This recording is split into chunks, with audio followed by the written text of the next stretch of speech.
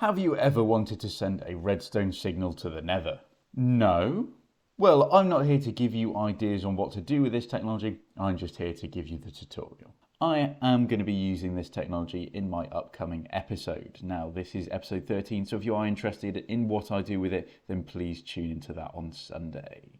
So in this tutorial, we're going to be going over the two kinds of redstone signal and how we can send them to and from the Nether. The first one being the lever signal and the other one being the button. So the difference in these two inputs is how they handle redstone signals. So let's have a look just at that. So of course, our lever is just going to, we flick it on, the redstone signal stays on, we flick it off, it turns off. The button, slightly different, we press it, it stays on for a little bit, then it turns off.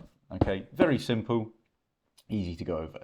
So this here is the side where we're going to be sending our signals. So as you can see, we've got the lever here. The only difference in between these two modules is the fact that we are taking a repeater from the button input and an observer from the lever input. This needs to be in this order because the lever, of course, we need to know when it changes state. Okay, so we need to know when it turns on to send a signal and off to then turn the signal off. The button, slightly different, we only need to pulse it, so we don't need to know when it turns off. And of course, as it has two states, we only want it to know when it's in one state, so that's why we're using our repeater. Let's go and look at our receiving modules on the other side. So here are our receiving modules, exactly the same other than these bits here at the end. So this here is our lever one. So what happens is that the whole function of this is dependent on items coming through the portal. So this loads up the area which allows signals to happen.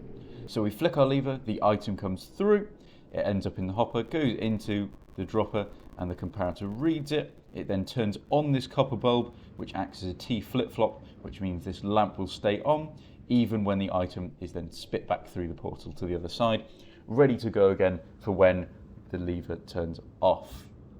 The button one, same principle, but instead of activating a T flip-flop, then it just sends its pulse directly away from it. So the way this works is the fact that items and people, or entities I should say, keep the same place when they go through a nether portal of the same size that it's linked. So we are on the far side of this nether portal away from our redstone. If we take a step through it, we end up again on the far side and we stay facing the same way. So if I go backwards through this, then I stay facing the portal. So it's really important that you get the portals the same size, well, width mainly, so that the items go through each way. So let's build our first module. For the sending module, the simplest bit of it, we're just going to need two droppers, a hopper, and a block. So what we're going to do is we're going to use this very corner block here as where the item is going to come through from the nether. So we're going to need our hopper here, which is going to point into an upwards facing dropper, and that upwards facing dropper faces into the dropper that is facing into the portal. Then our hopper is then facing into that.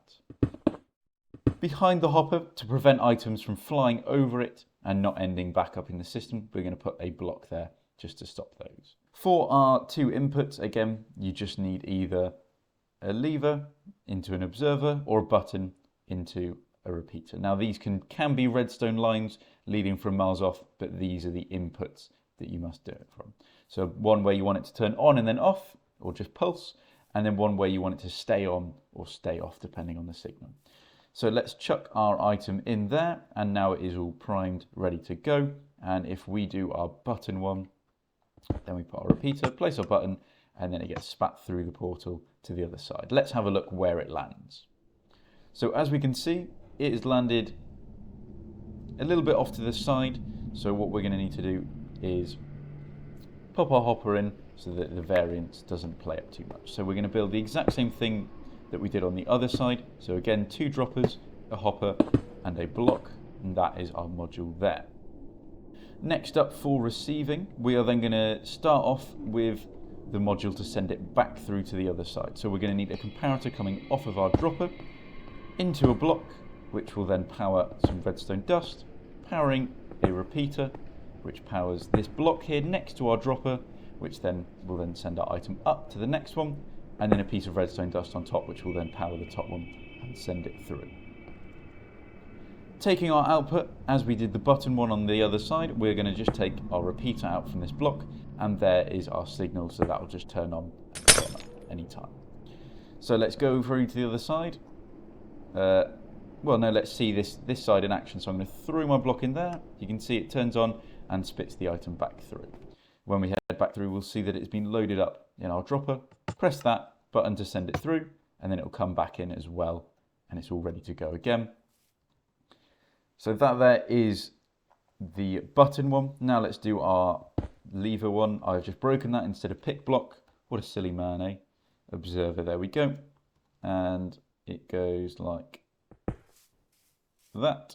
So we are going to be facing away from the portal to place our observer so that the face is coming towards us here. And then we're going to pop our lever in here. Let's go through to make our changes on the other side. So of course what we need is we need our redstone or our copper bulb and our comparator to then take our signal off of there. And that's the only change. So if we come back through, flick our lever, and then of course we can see that it has done it on the other side. If we go back through again, flick it off, go back through, and we can see that it's now off.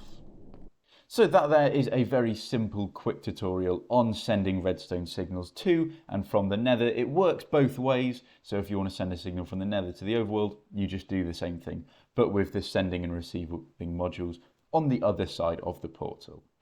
So if you are interested in what I'm going to do with this, please tune in to my episode 13, where we'll be using this technology and creating something cool with it. I'll give you a little sneaky hint. It is something to do with my auto crafting factory. So if you're interested in that, make sure you like, comment and subscribe. But otherwise, thank you very much for watching and goodbye.